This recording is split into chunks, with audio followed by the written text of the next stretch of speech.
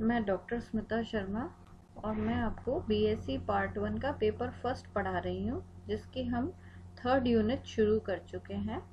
इस यूनिट का जो चैप्टर हम अभी पढ़ रहे हैं वो है मोशन अंडर सेंट्रल फोर्सेस, केंद्रीय बलों के प्रभाव में गति। इससे पहले वाले लेक्चर में हमने सेंट्रल फोर्सेस क्या होती हैं, उनकी डेफिनेशन पढ़ी थी और उनकी जो इम्पोर्टेंट कैरेक्टरिस्टिक्स हैं उसके बारे में हमने अध्ययन कर लिया था।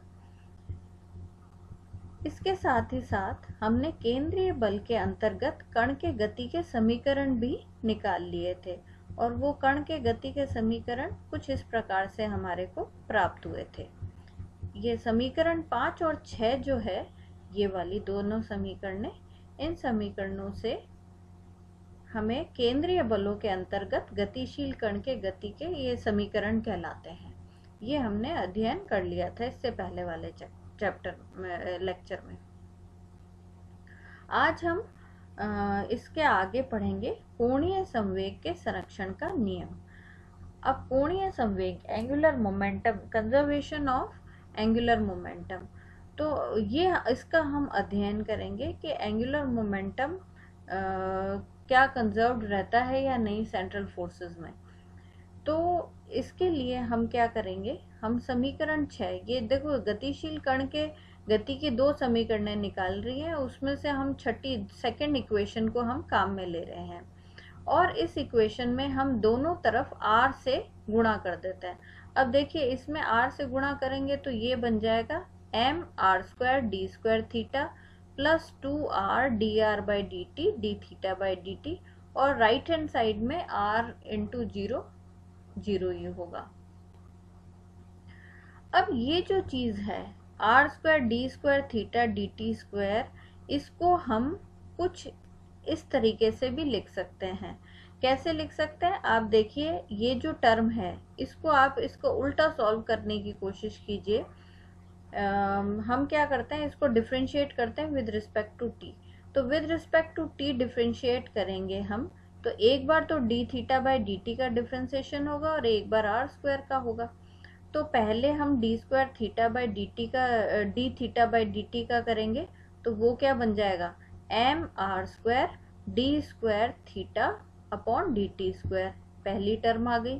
अच्छा, अब दूसरी बार हम डिफरेंशिएट करेंगे तो क्या हो जाएगा 2r dr by dt d theta by dt, second term आ गई।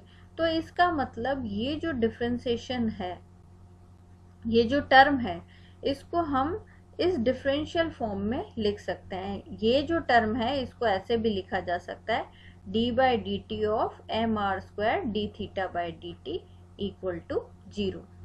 अब ये जो है mr² d theta by dt, ये क्या हो गया, ये हमारा j लिख दिया हमने, तो ये dj by dt is equals to 0, है ना। अच्छा, तो ये j जो है, क्योंकि dj बाई dt इज 0, इसका मतलब क्या हो गया, j कांस्टेंट है ना। अच्छा, तो ये j क्या हो गया, d theta by dt omega, हमने j पढ़ रखा है i इंटू ओमेगा, है ना।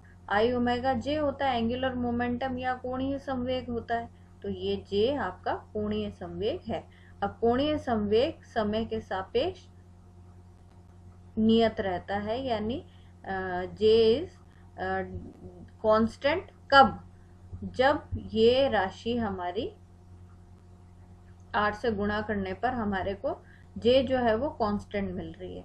तो इसका मतलब क्या हुआ, इसका मतलब ये हुआ कि घूर्णन करते हुए वो कण में कोणीय संवेग का मान, कोणीय संवेग का मान कोणीय संवेग के संरक्षण के नियम को व्यक्त करता है। अर्थात केंद्रीय बलों के अंतर्गत गतिशील कण का कोणीय संवेग सदैव संरक्षित रहता है। क्यों, क्योंकि हम देखते हैं कि कण के गति की समीकरण से हमें ये प्राप्त होता है कि j जो है वो एक कांस्टेंट राशि है।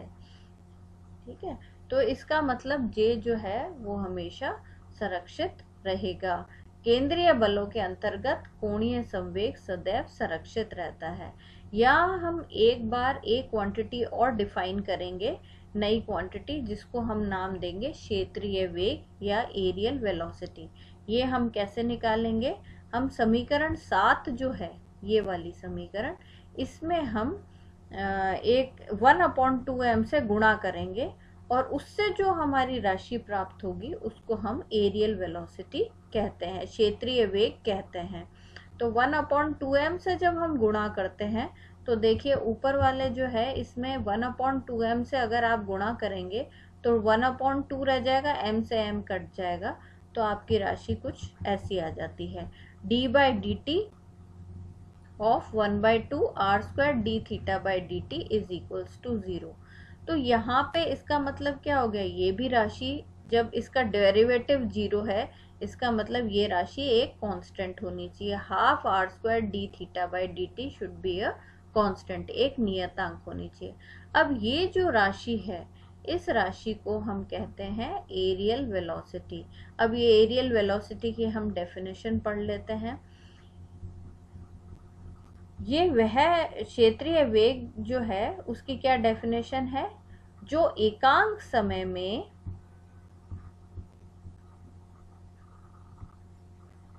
हम एक बार इसका, जो एकांक समय में कण के स्थिति सदिश r के द्वारा प्रसर्पित क्षेत्रफल होता है।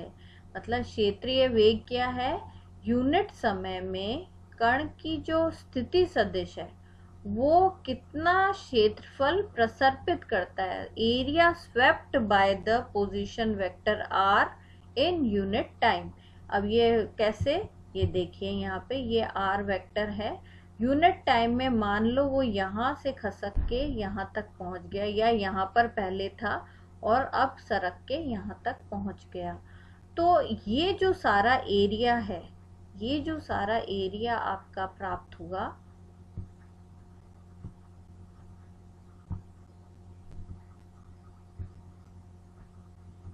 ये जो सारा एरिया है, ये जो हमारा है एरिया जो इसमें क्रिस क्रॉस से दिखाया हुआ है, ये जो सारा एरिया है ये हमारा एरियल वेलोसिटी के नाम से जाना जाता है। तो इसको अगर हम कैलकुलेट करें तो हमारे पास क्या आ जाएगा, ये r d थीटा तो इसका आर्क हो गया है ना। अगर ये छोटा सा d थीटा एंगल स्वेप्ट करता है dt टाइम में, तो इसमें जो वेलोसिटी है वो कितनी हो जाएगी, डिस्टेंस अपॉन टाइम। तो डिस्टेंस हमारा जो एरिया है वो कैसे कैलकुलेट होगा, r² d theta upon dt। तो 1/2 r² d theta by dt areal velocity होगी।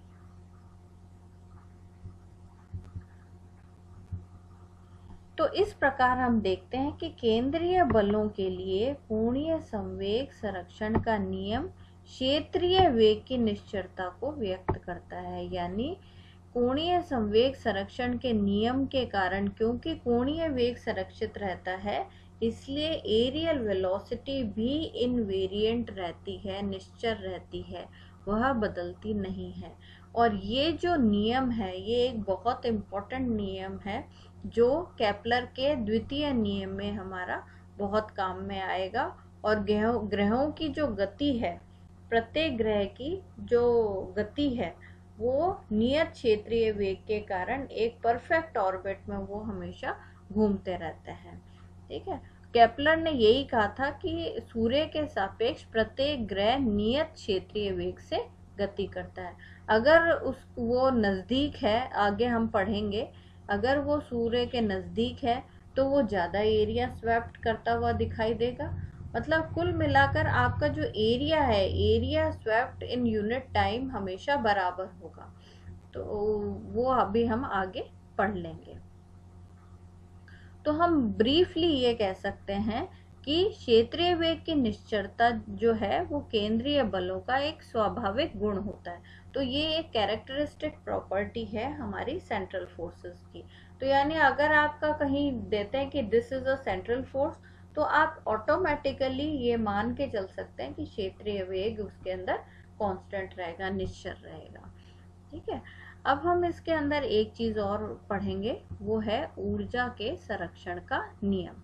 तो ऊर्जा संरक्षण के नियम के लिए हम क्या करेंगे, समीकरण 5 लेंगे। यानी जो दो हमने समीकरण निकाली थी, एक से तो हमने कोणीय संवेग का संरक्षण का नियम निकाला, अब हम ये दूसरा वाला फॉर्मूला जो है ये हम काम में लेंगे, तो ये काम में ले लेते हैं हम।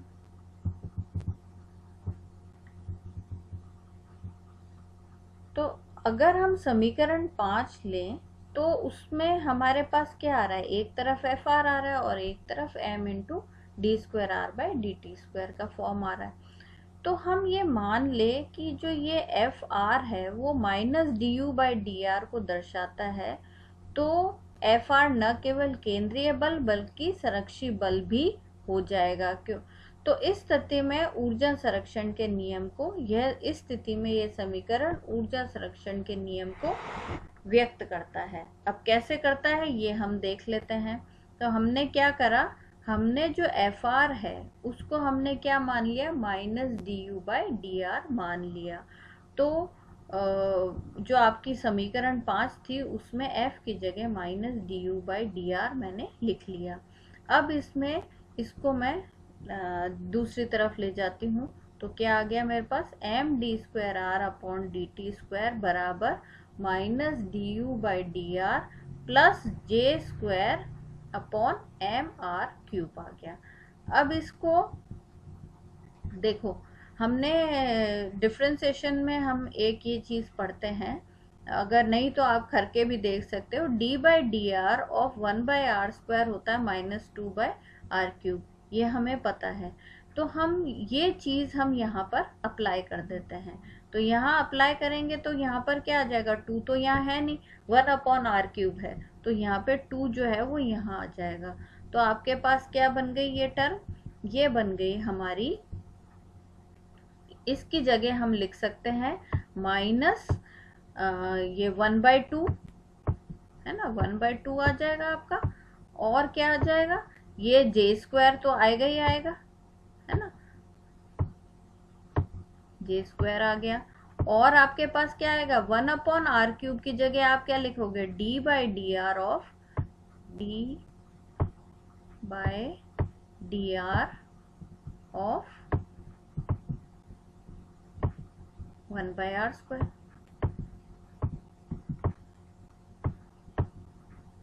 थोड़ा ढंग से नहीं लिखा जा रहा मुझसे, ये चीज आ गई, है ना। अब अगर हम इसको यहाँ पर अप्लाई कर देते हैं तो देखो, इसमें भी डी बाई डी आर है, इसमें भी डी बाई डी आर है, इसमें भी माइनस साइन है, इसमें भी माइनस साइन है, इनको हम कॉमन ले लेते हैं। तो minus d by D R common ले लिया, इधर बच गया u और इधर बच गया j square upon 2m r square बच गया, है ना। अच्छा, अब ये दोनों तरफ ये आ गया। अच्छा, अब हम क्या करते हैं, इसको और फर्दर सिंप्लीफाई करने के लिए हम दोनों तरफ D r by D T से दोनों ओर गुणा कर देते हैं। गुणा कर दिया तो अब देखिए, ये m D square d r by D t, d square r by D T square, ये क्या बन सकता है, इसको हम अगर डिफरेंशिएशन के फॉर्म में लिखें तो कुछ इस प्रकार से भी लिख सकते हैं, जैसा नीचे दिया हुआ है। कैसे, d by D t of half m d r by D T का होल स्क्वायर। अगर आपको कंफ्यूजन है तो आप इस वाली टर्म को डिफरेंशिएट करो तो ये ऊपर वाली टर्म आपको प्राप्त हो जाएगी, ठीक है। अच्छा, इधर क्या हो रहा है, डी आर से डी आर कट जाएगा, यहाँ रह जाएगा minus d by D t of u plus J square upon 2m r square, ये आ गया। अच्छा, अब देखो, इधर भी डी बाई डी टी है, इधर भी डी बाई डी टी है, सारी टर्म्स को हम इधर लेकर आ जाते हैं, एक तरफ ले आते हैं, तो ले आओ, तो इधर आ गई ये सारी टर्म्स। अब ये टर्म सारी आ गई। अब इस टर्म को एक बार आप देखिए कि ये सारी की पूरी जो टर्म है उसका डी बाई डी टी 0 है। इसका मतलब क्या होगा, इसका डेरिवेटिव 0 है, इसका मतलब ये जो टर्म है this should be a constant. तो हमने उसको एक नियतांक लिख लिया और उसको हमने ई मान लिया। अब ये अगर हम ध्यान से देखें तो वास्तव में ये जो टर्म है ये क्या शो कर रही है, ये कुल ऊर्जा संरक्षण को प्रदर्शित कर रही है। इसमें जो पहली टर्म है half m d r by D T का होल स्क्वायर, ये स्थानांतरीय गतिज ऊर्जा को दिखा रही है।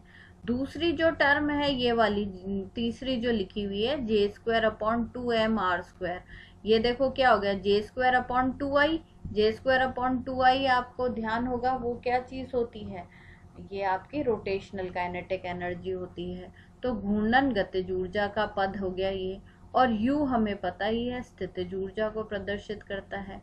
तो एक प्रकार से ये कुल ऊर्जा को प्रदर्शित कर रही है और वो एक कांस्टेंट है। तो ये जो टर्म है ये कुल ऊर्जा संरक्षण को शो कर रही है।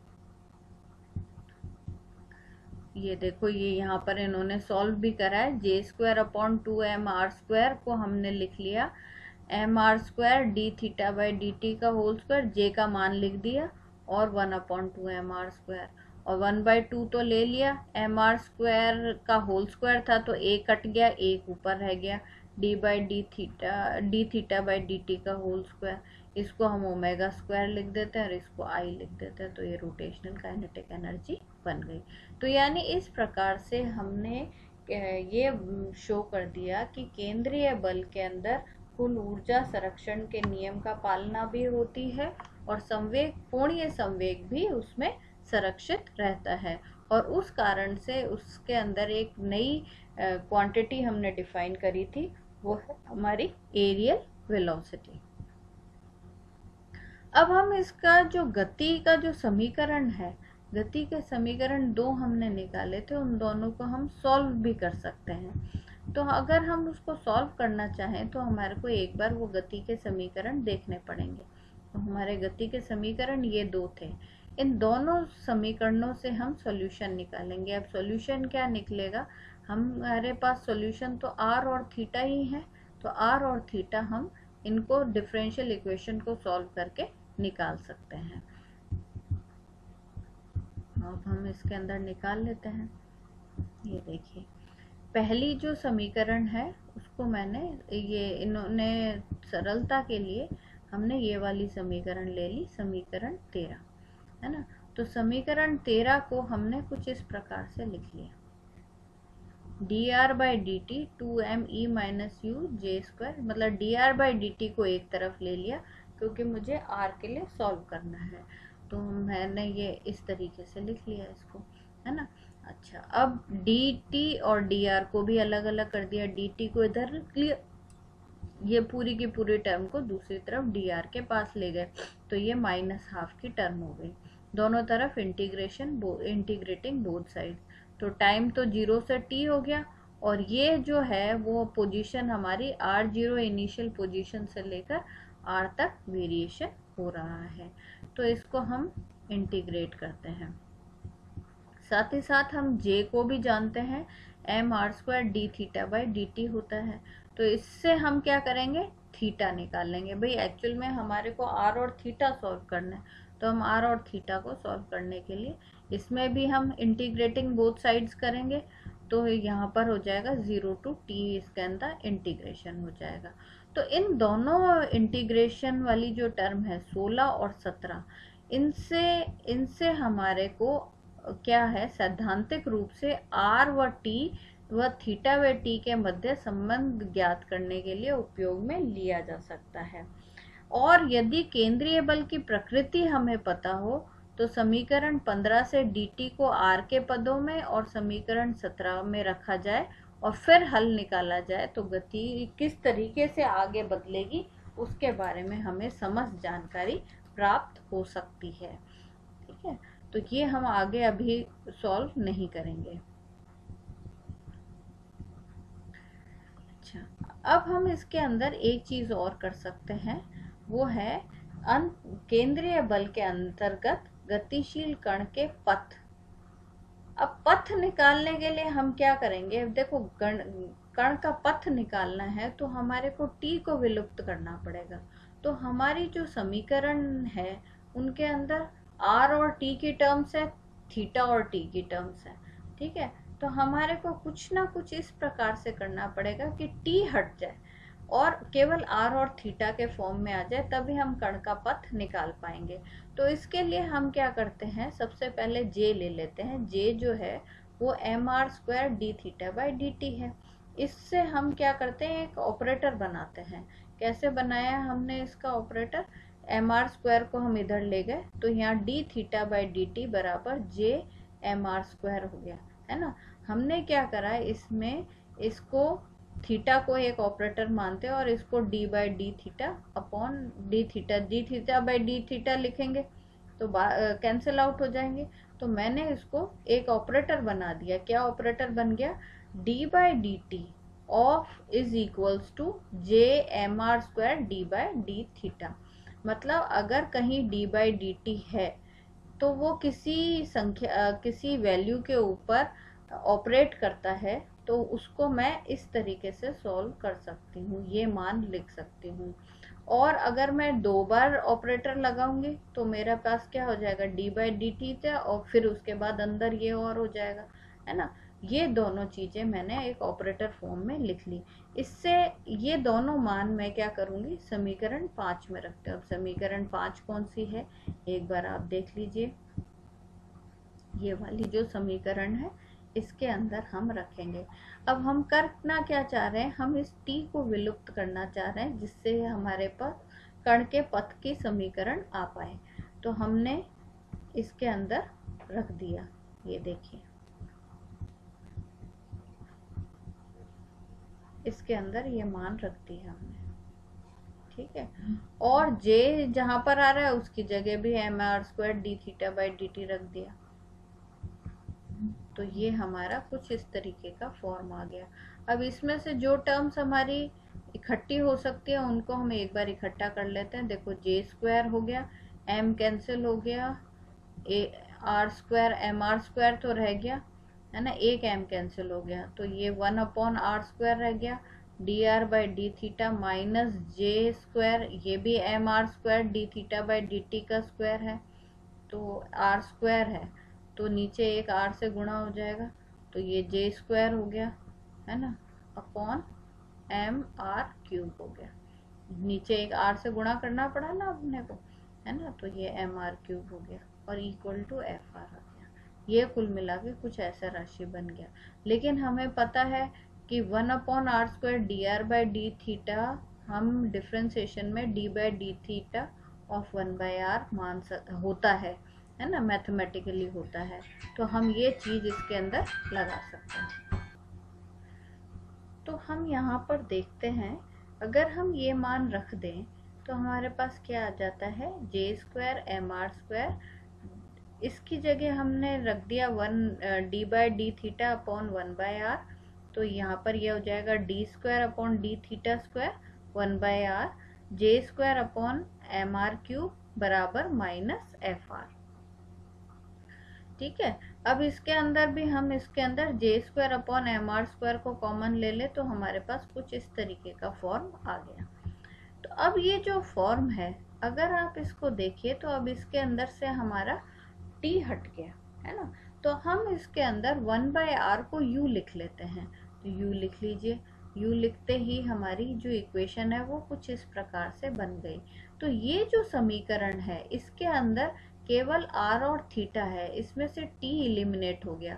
तो ये जो समीकरण है ये गतिशील कण के पथ के समीकरण को प्रदर्शित करती है और इसको हल तभी किया जा सकता है यदि हमें बल की प्रकृति और परिमाण पता हो, यानी ये जो f हमने लिखा है इसका मान हमें पता होना चाहिए, तो हम इस इक्वेशन को सॉल्व कर सकते हैं। इस प्रकार से हमने देखा केंद्रीय बल क्या होता है, वो हमने उनकी डेफिनेशन पढ़ ली। उसके अंतर्गत हमने कोणीय संवेग संरक्षण का नियम, ऊर्जा संरक्षण का नियम, इसके बारे में हमने अध्ययन कर लिया और हमने गति के समीकरण निकाले और कण के पथ का समीकरण निकाल लिया। ये सभी चीजें हमने केंद्रीय बल के अंतर्गत ज्ञात करी हैं। अब हम इसके अंदर आगे थोड़ा सा इसका बिहेवियर जो होता है, अट्रैक्टिव है या रिपल्सिव है, इसके बारे में और पढ़ेंगे अगले लेक्चर में। इसके आगे फिर हमारे को केपलर के नियम, क्योंकि केपलर के नियम भी इनको समझने से पहले आपको केंद्रीय बलों के बारे में पता होना चाहिए, वो हम अध्ययन करेंगे। धन्यवाद।